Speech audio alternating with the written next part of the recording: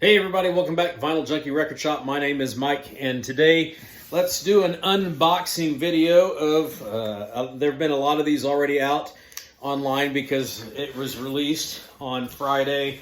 I pre-ordered it, but it didn't come until Saturday, I think, for me, and then I've had to work and I haven't been able to do an unboxing or check it out or take it out, but as the title will suggest, it's no surprise. We're going to unbox the new Black Sabbath vinyl box set, Anno Domini, not Latin, never put Latin in how it goes. How you say that correctly, but it is the Tony Martin era vinyl box set. And let's see what we've got here. I want to be kind of careful. I don't want to tear up the packaging at all. I've been really excited to get this. I wasn't sure if I wanted to spend the money on this, but I just thought this was a nice set I thought to have. And I've never owned a couple of these on any format, and we'll get to those here in a second. But this is here. Let's show it to you. Black Sabbath Anno Domini. This looks like a really nice set. I have seen this be opened on other channels, but I'm going to go ahead and open this up and show it to you. We'll read the hype sticker here. This is Black Sabbath Anno Domini from 1989 to 1995, 4 LP Super Deluxe Edition. It features 3 albums that are all newly remastered, and then a 2024 Tony Iommi remix of Forbidden. Has a 1989 Headless Cross Tour replica concert book. I'm looking forward to checking that out. Then a 40-page book with photos, artwork, and liner notes, and a Headless Cross poster. So it looks like it's a very nice box. So I'm going to I want to keep this hype sticker. So I want to kind of very carefully take this plastic off so that I don't damage the integrity of that. And this is always kind of, for me, a challenge. I don't know if some of the LP plastic covers, if there's one big enough to put over the box. So what I'll probably do is I'll probably try to take that off. Let's put this to the side. For now, we'll put this right up here. We'll put that right up there. All right, so on the back, we've got this back cover panel that's got photos of all the album covers. And it basically just kind of says what's on the sticker, what's in here. So that will go on the inside as well, the box. Real nice box. It's nice and sturdy. So overall, the packaging looks like it's going to be quite remarkable. So we get in here, and the first thing we have is this 40-page booklet. I'm not going to go through all of it, but it breaks down the kind of like the liner notes from each album and tells who plays on each album. The lineup is fairly consistent through these records. It's Tony Iommi, obviously on guitar, with Tony Martin on vocals, Jeff Nichols on keyboards, Neil Murray bass, and Geezer Butler on bass. And then on Headless Cross, we had a guy named Lawrence Cottle that played bass, and Bobby Rondinelli handled the drumming duties on Cross Purposes. So those are the key players throughout these 4 records. Cozy Powell needs no introduction, really fantastic metal drummer. Bobby Rondinelli has an impressive discography himself on drums, and then Neil Murray on bass. Jeff Nichols has done a lot of work in the hard rock and metal, and then you've got some liner notes and essays on the different releases. We'll just kind of quickly go through here. I mean, there's an awful lot to cover here. It's over 40 pages. One thing I kind of already know in advance from seeing some other channels is that when you open the albums, they're not going to necessarily have like the liner note pages and lyric pages, because those have been recreated in this booklet.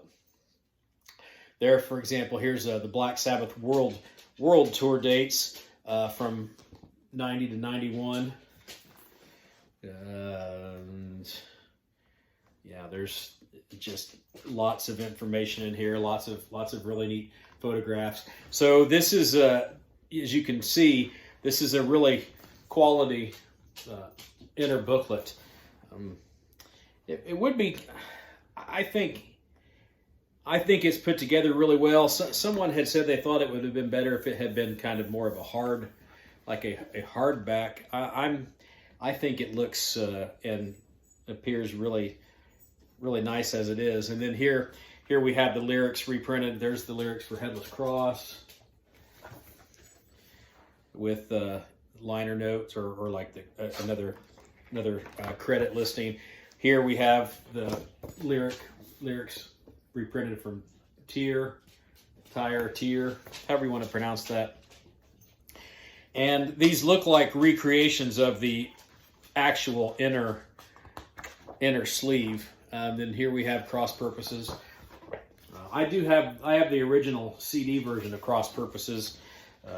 So it's going to be interesting to me to compare the two and see how they sound with these remixes. And then here's Forbidden. Again, I've got an original copy of the Forbidden on CD. I have never had Headless Cross or Tear on any format, and that's primarily why I wanted this, because I think those are really good metal albums, and I think they're often overlooked because of the lineup really being black, basically Tony Iommi. But Tony Martin, fantastic singer. I think that his contribution to Black Sabbath is just as significant and high quality as Dio's and Ozzy's and Ian Gillan. We've had some really good singers make their way through Black Sabbath records. So here is the hi Sam, my co-star is wanting to get an appearance in here. Okay, go lay down, buddy. I've got work to do. Come on, go lay down. Good boy. This is a recreation of the Headless Cross tour booklet, and this is really cool. This is just like having one of the originals, I suppose. I do not remember this tour, coming through my area. I will say, back in 89, 90, I wasn't following Black Sabbath as closely as I had, and that's another reason I wanted to pick up this box set of these Tony Martin era albums, because I feel like I missed out on those when they were released. And they're very good records. So I'm happy to have those finally. And of course Tear and Headless Cross had never been released on Apple Music, and now that this has been released, they are available to stream. So I'm not so interested in also picking up the CD versions of it. But that's an option if you don't want to invest in purchasing this. I don't know that I really want to open this up. I'm going to maybe take a gander at it. This is just a poster, and this thing is huge. I mean, this is absolutely enormous. And obviously, the poster and the booklet that you're going to get with the LP version is going to be significantly larger than that they can put in the CD case. This is really cool. I might go to Hobby Lobby and try to find a frame that could accommodate this, or it might just sit in the box set. I don't necessarily collect these things for the sake of collecting. I'm going to listen to these albums, but obviously having this nice box and this entire packaging it's a nice thing to have, even when you're not listening to it. All right, so now down to the important part. Let's get the albums out, and we will start with Headless Cross. And again, nothing special at all with the inner lining. I mean, it's really just there's nothing about it at all. They're going to be these plain inner sleeves with I'm going to assume that the labels are going to look like this for most of the records too. So I don't know that I necessarily need to show everybody every record they're all going to look alike, but I do want to just kind of confirm, because I forget after watching some of the other channels if any of these sleeves are different. Now they're all the same. So you got the back of this. I do like that they reprinted the lyric sheets and the liner notes and all that in the booklet. I personally would have preferred that they had reprinted the actual sleeves and put them inside the album. Simply because, for us older folks that have collected vinyl over the years, that's part of the overall experience of having a vinyl record, right? You have it in your hand, and you get to take the inner liners out, and you get to hold the lyric sheets, and you get to experience that as part of your. You have that physical stuff as a component of your listening experience. You can still do that, albeit with a larger medium with that 40-page booklet, but that will then become part of the listening experience of immersing yourself in this box set. So here's cross purposes. Again, I'm going to bet if there were 3 for 3 on everything looking alike. So there's the front cover. I always liked this album cover. I just thought it was pretty simplistic, but I just think it's visually appealing. This is a really fantastic album. This was the follow-up to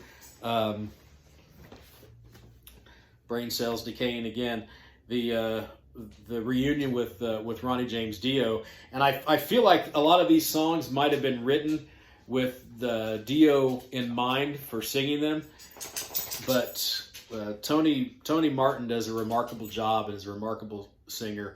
Eyewitness, great song. Psychophobia, Virtual Death, that's one of my favorites. And then the other song on this that I always remember really liking is Back to Eden. It just has a really great groove and has that really ear catchy riff. So really good album. And then, hi buddy, I know you want to get up here, but I don't want you up here. Come on, go lay down. Go lay down. Where are we? And then Forbidden. Forbidden is the album, Black Sabbath album, that kind of gets crapped upon. This might be the equivalent of Saxon's Destiny, I suppose. I can't say that I'm real familiar with this. I own it. I've probably listened to it. But when I was watching kind of a YouTube documentary about the making of this, I thought they were playing, some of the snippets of the songs. That doesn't sound really good. I don't think that this is a bad album. I think it kind of got a bad rap because of the association with Ice-T. Was produced some of it, or Ernie C. engineered and mixed by Ernie C. Ice-T makes an appearance on this somewhere, and I think that for whatever reason that turned off a lot of fans back in the day. Not sure why Ice-T. I mean, I get it, but Ice-T loves metal, and if you like it, great. If you don't like it, that's great too. But anyway, that's the vinyl. Those 4 records, we'll put those back in here, and then we will put the poster and the tour booklet, and then I think that this will go here on the inside of the box, so that when you take it out, it looks like that, and then gotta get the square right, so like that.